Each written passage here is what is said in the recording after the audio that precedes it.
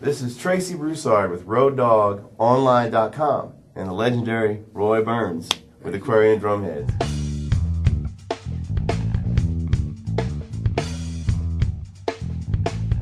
One of the things that's changed a lot is the endorsers.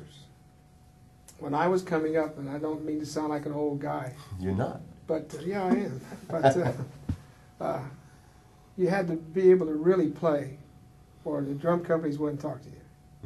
And if you got any kind of a deal, that was very fortunate. There wasn't much free stuff. Nobody got paid. But you had to be able to really play and establish yourself before you were considered. What's happened is the music industry has exploded into all these companies. When I was growing up, there were like 2 or 3 drum companies, 1 cymbal company, 1 drumstick company. And now there's a multitude of companies and everything, just like Aquarian. So there are many more companies. Well, everybody needs endorsers. So consequently, more and more guys are getting endorsements than would have, say, 30 or 40 years ago.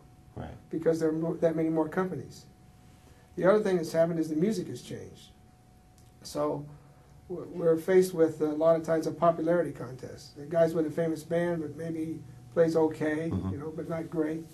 But he gets a lot of notoriety. I think the biggest problem that we have is people now feel like the endorsement's going to make them a star. And it isn't. Right. You have to do that yourself. We can like give a person publicity, like the recognition you're getting through the Modern Drummer poll, that sort of thing. Congratulations. Thank you so much. I appreciate that. But see, that's something you've accomplished. So when you go to a company to be endorsed or work out some kind of endorsement deal, you have credits. You've been recognized as a professional performer. We get calls from young kids who say, I'm in a rehearsal band, and I think next year we may get to make a record if we're lucky, and I want to know if I could get free equipment. I said, well, not here. I don't know about the other guys. Right. But I think it's almost like, let me see how many endorsements I can get. What I would advise is don't apply for an endorsement till you've got some real credits. Till you've established yourself, till you got something you can point to that you did was good, that's nationally known, that you've accomplished, so that you don't get a bad reputation like getting turned down by companies. Right. The second thing is don't apply for an endorsement unless you really love the product. Yes, that's true. If you don't like the product and you just say, well, I'll endorse anything as long as I can get some publicity, that'll come back to hurt you, I think. And, so if you just think of it like if I had a company and I was going to give a guy an endorsement, what would I expect? Right. Well, I would want him to be credible, trustworthy, follow through, loyal.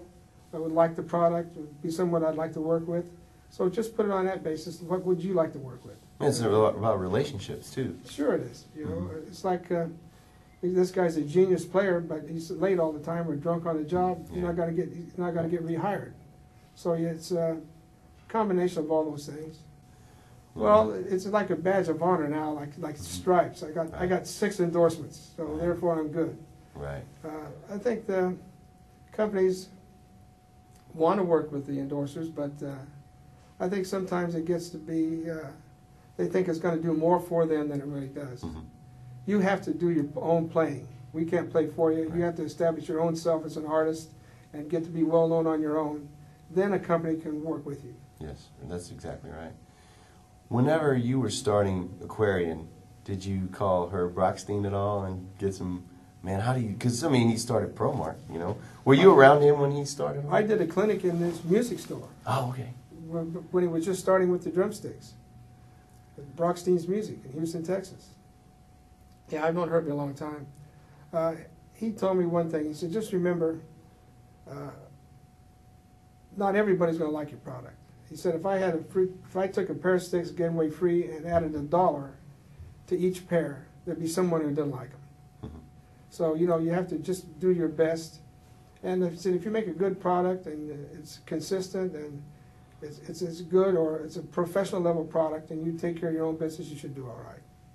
And I think that was good advice. The other thing he told me, he said, Roy, it's not fair. I said, what's the matter? He said, you can't be a great drummer and a great businessman too. It's not fair to the rest of us. But Herb's a great player. Oh, well, he did pretty good, as a matter of fact. I remember when I first signed with, well, actually, before I signed with ProMark, I just showed up in Houston. And this really sealed the deal for me when I was at a position to acquire endorsements. Sure.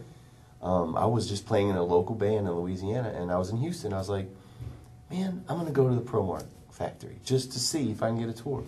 Sure enough, walked up in there, and Pat Brown, the national sales director. Yeah, I talked to Pat this week. He gave me an impromptu tour, and I met Mr. Herb, and I'm like, really? I just met the man that started ProMark Drumsticks. And very down to earth. Very. I was a no one. I was just a guy in a local band. So when I did sign with ProMark, it meant that much more to me, getting back to endorsements being about relationships. Right. That ProMark endorsement means a lot to me because I played their sticks for years. Sure. And got to meet Mr. Herb, we got to meet Pat Brown. You know, meeting you was phenomenal. I met you at the NAMM show. It was probably I just signed. It was 99 or 2000. And you treated me like a guy that had been on the roster forever. You know, and that means a lot to me. It really does. Well, I think one of the things that hurt the music business is the influx of big corporations with corporate-type guys running companies. And, I mean, they're good. There are a lot of big companies that are very good. I'm not saying they're not. But there's some corporate guys in there that don't seem to have any concept of music or what musicians go through or how hard the job is. It's tough being a musician. It's never been easy. It's not easy today. And I think sometimes they don't appreciate what drummers go through. We try to keep that in mind here. I always think of that young kid playing the drums. Right. That's my what keeps me centered. Because we're dealing in a business where dreams, we're all in this business because of the love of music. Had I spent the same amount of time studying something else, there's a good possibility I could have made more money. Mm-hmm. But by the same token, I wouldn't have had as much fun or had as fulfilling a life experience. Right. Well, thank you, Mr. Roy. I really Thank appreciate you. your time. Thanks for having me as a guest. I No really problem, appreciate and thanks for making a great product and believing in it, and Well, giving us the tools to make our dreams come true. Well, we have a motto here. Our job is to help the drummer play music, not to trick him into buying a product. That's good advice. Thanks. This is Tracy Broussard and Roy Burns with RoadDawgOnline.com, and we're done.